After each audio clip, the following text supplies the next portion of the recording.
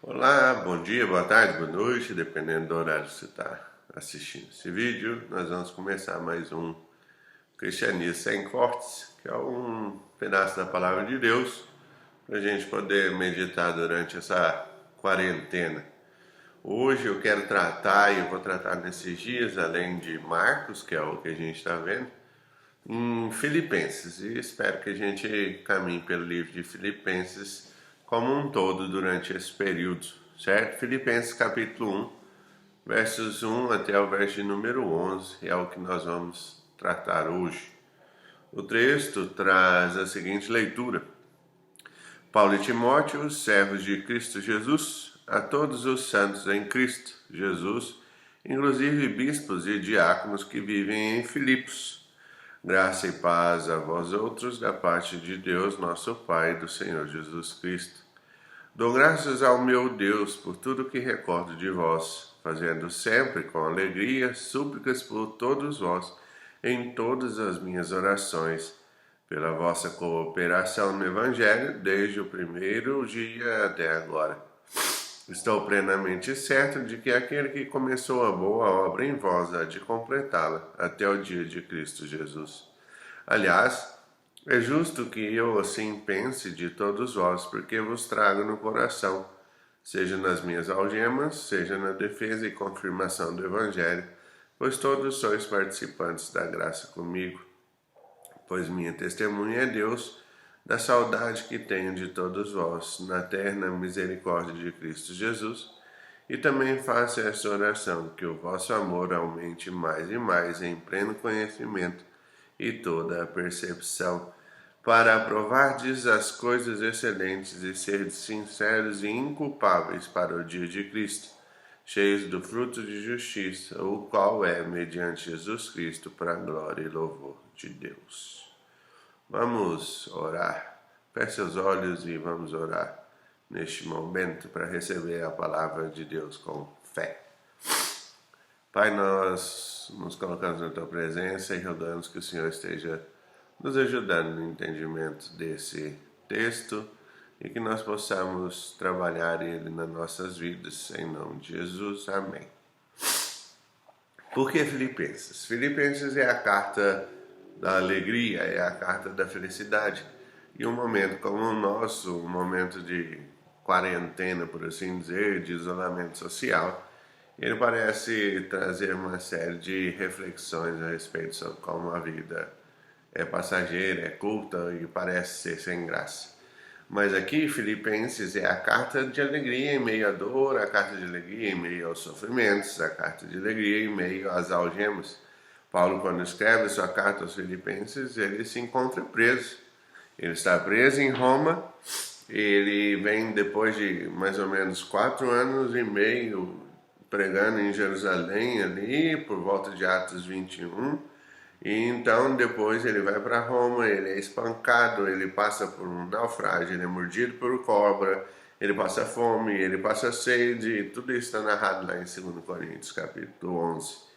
E ele escreve Filipenses com o objetivo de, mesmo preso, mandar essa carta à igreja de Filipos para mostrar para eles, ou mostrar e tentar alegrar os crentes de Filipos, mesmo em meio às dificuldades, mesmo em meio aos sofrimentos, para mostrar que Deus é a fonte da alegria, Deus é a fonte da felicidade. E é exatamente isso que Paulo vai tentar fazer aqui em Filipenses, mostrando para nós exatamente como Deus tem que ser a fonte da nossa alegria e da nossa vida.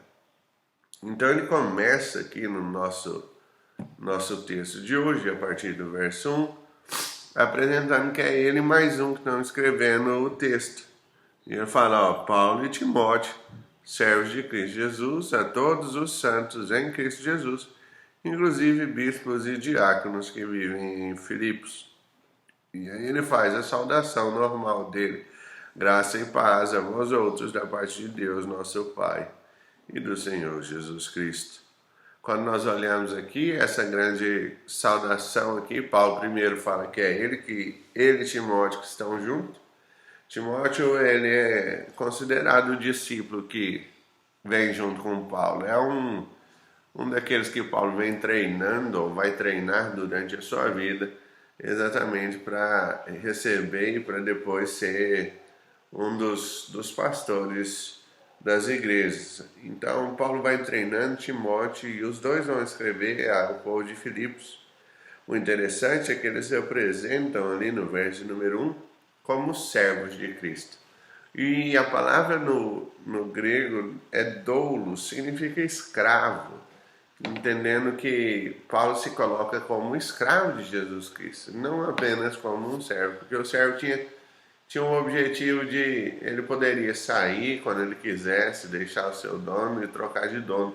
Agora o escravo não tem, perdão, o escravo ele não tem nenhum direito, nada, e ele depende do seu dono para todas as coisas. Então quando a gente olha o escravo, o único propósito do escravo é alegrar o seu dono. E a carta de Filipenses parece meio contraditória, porque ele fala assim, ó, a nossa alegria está única e exclusivamente em Deus. Só que ele se coloca como escravo de Deus e fala, ó, a única alegria que o escravo tem, ou que o escravo deveria fazer, é alegrar o seu dono. Só que se a alegria do escravo é ter Deus e fazer as coisas, é o que alegra o próprio Deus. Então, seria mais ou menos um ciclo que Paulo vai colocando para nós aqui.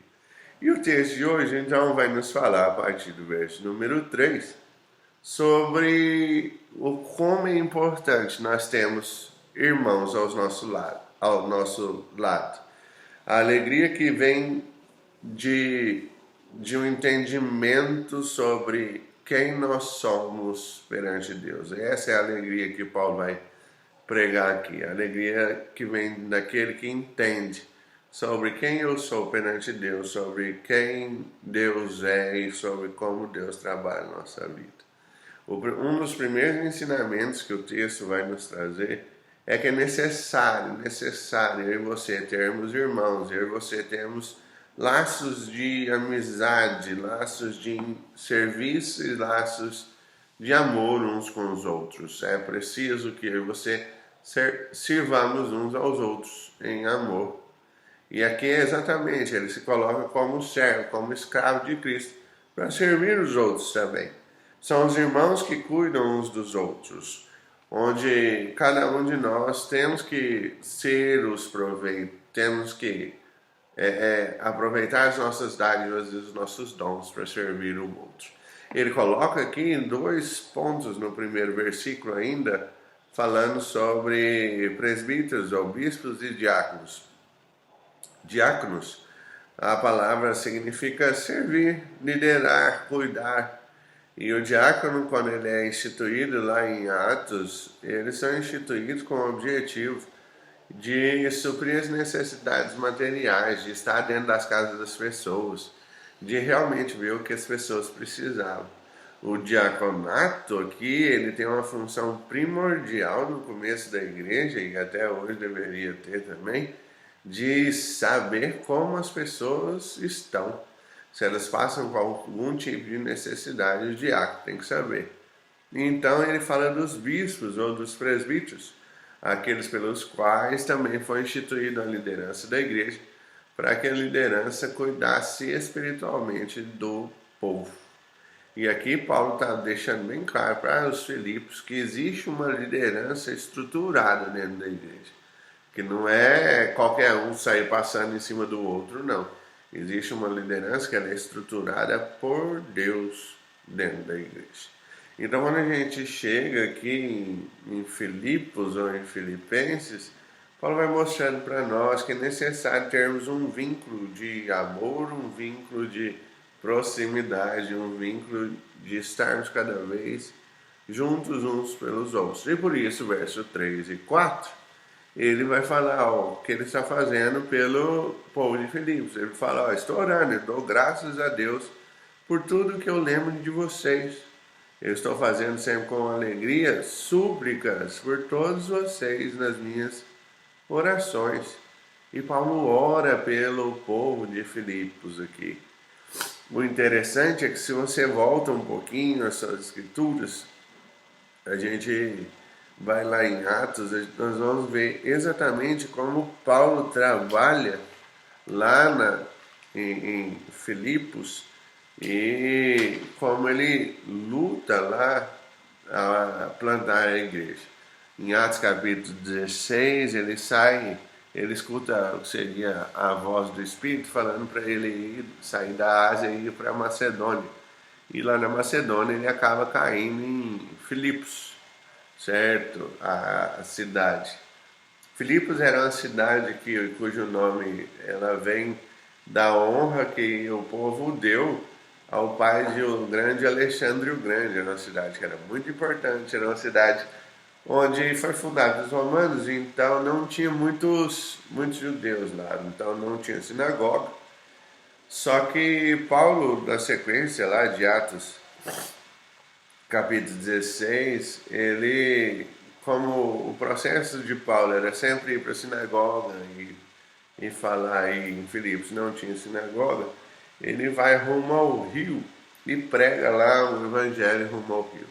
O interessante é que uma moça, uma vendedora de púrpura, se não me engano, chamada Lídia, ela se converte e a partir daí o evangelho começa a gerar uma transformação nessa cidade. Paulo também expulsa um demônio de uma menina, da qual os donos dessa menina aí ganhavam dinheiro com isso. E por isso ele é aprisionado, ele apanha, ele é apedrejado, ele sofre por causa disso. Mas ele não lamenta em nenhum momento, ele não chora em nenhum momento. E ele mostra que ele está feliz mesmo estando preso. E por quê? E aí ele vai falar, ó, porque ele lembra do povo de Filipos, ele lembra tudo que eles passaram juntos. E o verso número 7 fala, ó, que ele traz eles no coração. Fala, ó, trago vocês no coração, seja nas algemas, seja na defesa, seja na confirmação do Evangelho. Porque vocês todos são participantes da graça comigo. E no verso 8 ele ainda fala, ó, pois a minha testemunha é Deus, da saudade que eu tenho de todos vocês. Aqui a gente vê exatamente quando Paulo dá valor a ter esses irmãos que estavam juntos em serviço. Ah, como é que você sabe disso? Verso número 5 fala que eles estavam juntos pela cooperação do Evangelho, desde o primeiro dia até o dia de hoje, mesmo Paulo estando preso. Então a gente vê que é importantíssimo nós termos irmãos que estão unidos conosco em atos de serviço e amor. Lembrando que o amor ele não é um sentimento, o amor é uma atitude. Eu amo, logo eu faço. Eu amo, então eu me disponho pelo outro. Quando Deus ama o mundo, o que ele faz? Ele envia o seu único filho para morrer na cruz. Se eu amo outra pessoa, eu me disponho com um ato de serviço para outra pessoa. E aqui Paulo está mostrando que o povo de Filipos, ou a igreja de Filipos, tinha vários irmãos a respeito dos quais eles se dispunham em serviço e em amor, porque eles tinham cooperado pelo Evangelho.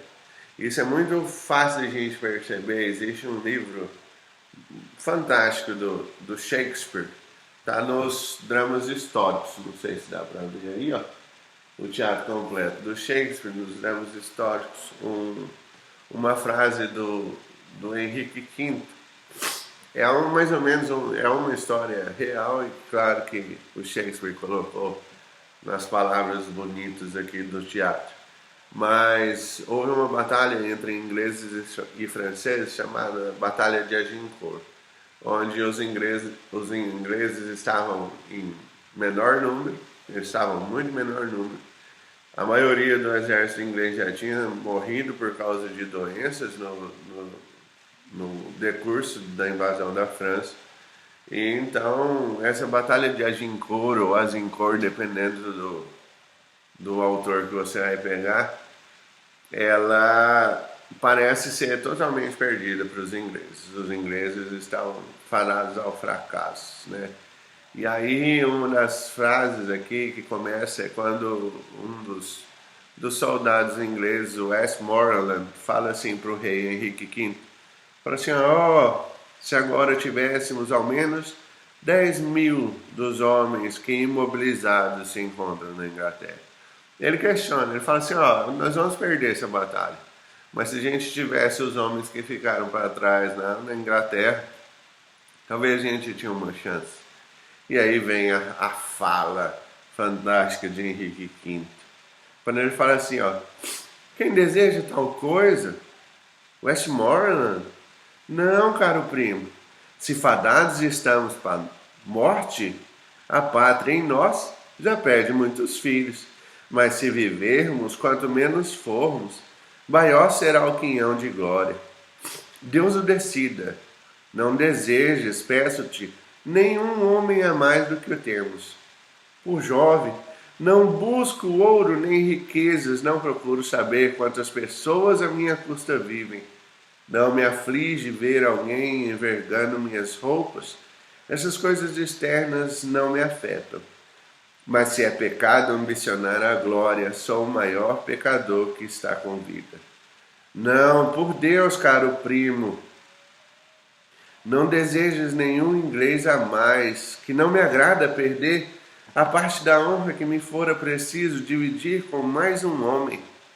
Por minhas esperanças, oh, não queiras mais ninguém.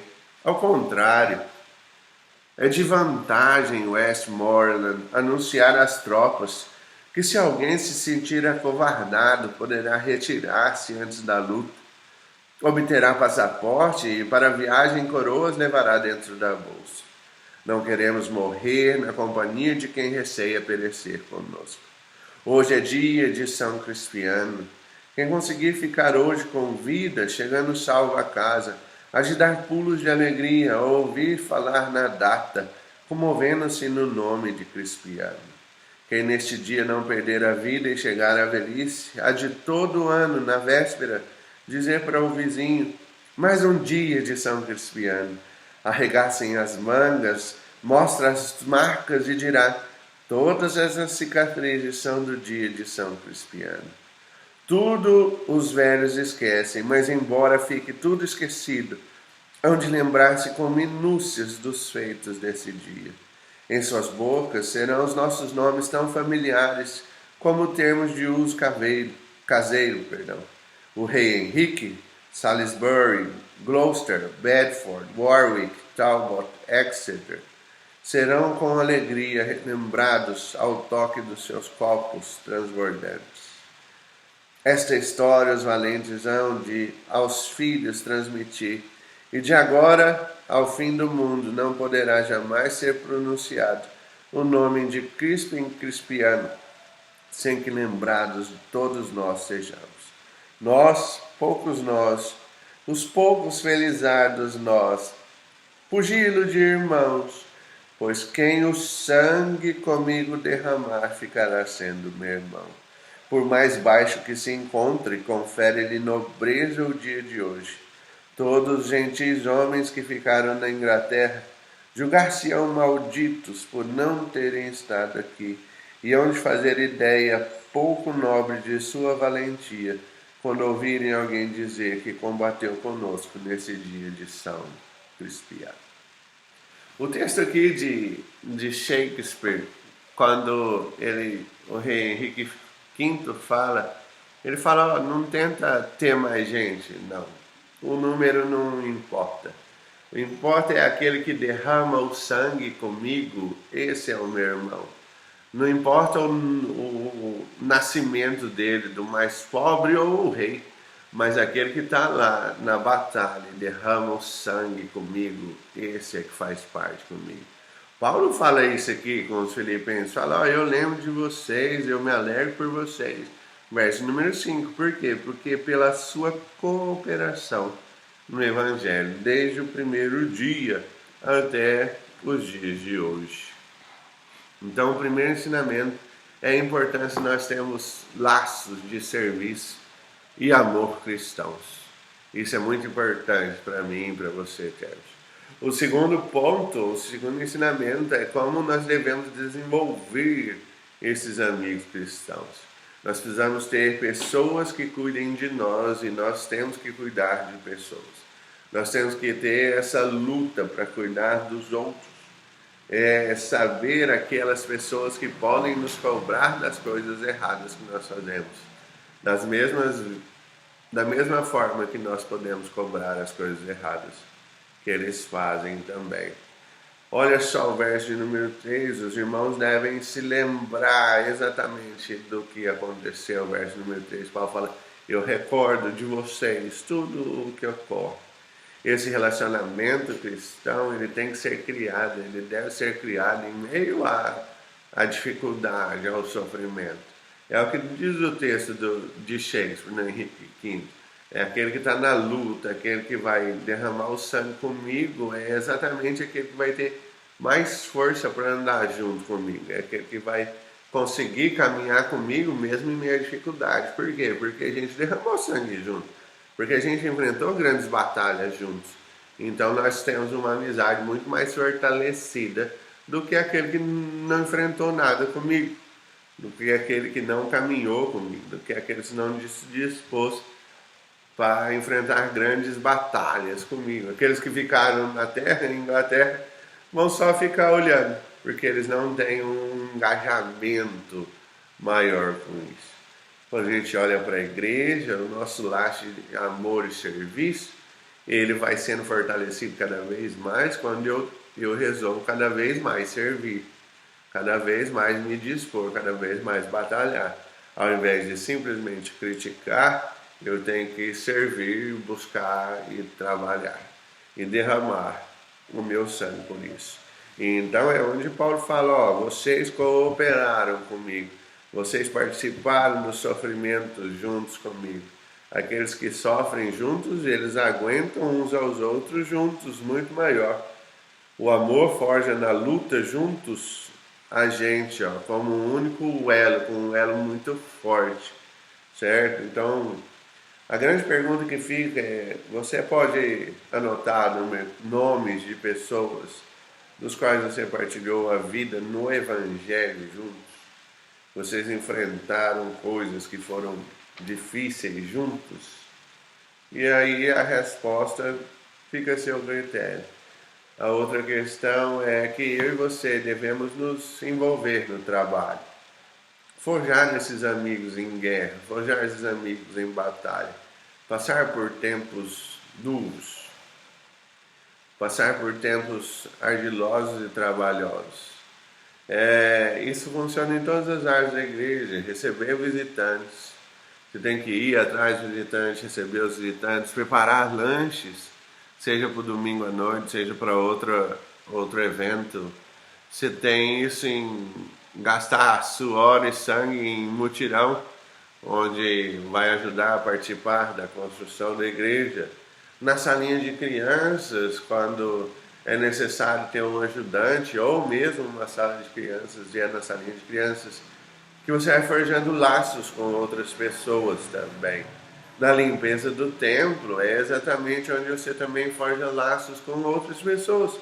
E forjando laços com outras pessoas, esse laço vai ficando cada vez mais forte em serviço e amor. E aí a igreja vai se fortalecendo cada vez mais. E por último, nós precisamos de pessoas que encorajem o nosso crescimento. Verso de número 6 em diante, ó. Paulo fala assim, ó, talvez esse seja um dos versículos mais bem decorados e conhecidos da Bíblia. Estou plenamente certo de que aquele que começou a boa obra em vós há de completá-la até o dia de Jesus Cristo. Aquele que começou a obra de salvação em nós, ele vai terminar a obra de salvação em nós. Aquele que começou a transformar as nossas vidas e mudar as nossas vidas, ele vai terminar de fazer isso. Isso é um plano predeterminado de Deus. O que ele começa, ele não deixa pelas metades. Ele não fala assim, não, vou dar um tempo agora e nunca volta a fazer. Procrastina e não volta a terminar a boa obra. Pelo contrário, aqui é exatamente onde o texto fala, aquele que começou a boa obra, ele vai terminar a boa obra. Aquele que começou a trabalhar em você, ele vai terminar essa obra em você. Quando a gente olha para dentro da igreja e nos relacionamentos que nós temos, é exatamente isso que nós temos que perceber. Nós precisamos ter amigos que nos encorajam ao crescimento espiritual, ao crescimento da nossa vida social aqui, ao crescimento e o desenvolvimento. Esse é um dos grandes pontos nossos.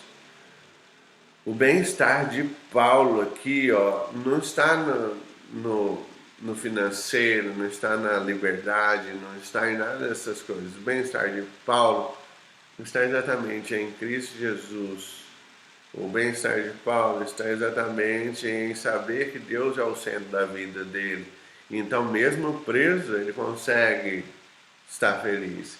Mesmo em cadeias, ele consegue se recordar do povo de Filipenses e então falar assim, ó, eu me alegro por vocês, eu guardo vocês no coração, eu tenho saudade de vocês porque vocês derramaram o sangue comigo e vocês são meus irmãos. Cristo há de completar a boa obra. Isso é o que traz alegria para Paulo, isso é o que traz alegria para nós.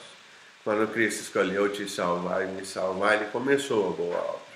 E Ele ainda há de terminar, de maneira que eu e você ficaremos plenamente parecidos com o seu Filho Jesus Cristo. Esse é o objetivo de Deus. A graça, ela é derramada nas nossas vidas sempre de maneira completa. Não fica faltando graça, não fica faltando fé. Sempre Deus derrama isso de maneira completa. Lembre, todo o processo de salvação, ele vem único e exclusivamente de Deus para nós. Deus escolhe, Deus predestina, Deus chama eficazmente, Deus gera arrependimento, Deus dá a fé e toda a glória é revertida único e exclusivamente para o próprio Deus. A graça é ver o povo de Deus sendo redimido por Jesus Cristo. Eu e você somos parte de um só corpo.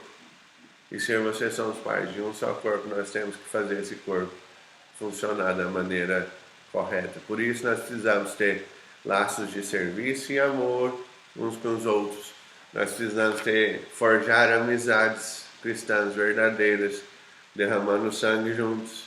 E nós precisamos também encorajar uns aos outros no crescimento espiritual. Que Deus te abençoe.